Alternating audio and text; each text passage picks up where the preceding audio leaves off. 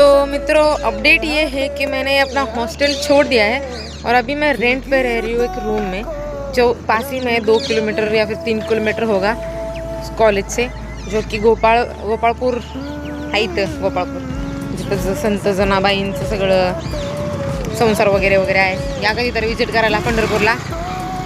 तर सांगायचं असं होतं की हॉस्टेल मी सोडलं या कारणाने की तिथं मला सफोकेटेड होत होतं. असं फार असं म्हणजे गर्दी किंवा असं फ्रेश वाटत नव्हतं. तर त्याचं सगळ्यात मोठं रिझन ते प्रूव्ह करण्याचंच मला भेटलं ते म्हणजे हा beautiful sunset.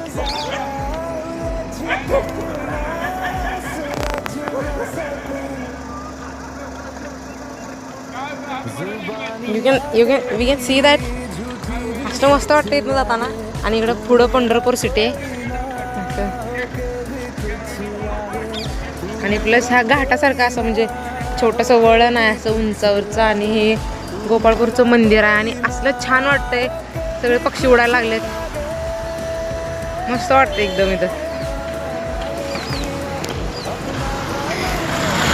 This is what person need to be fresh और to be happy. I need this kind of person I am. This is my therapy.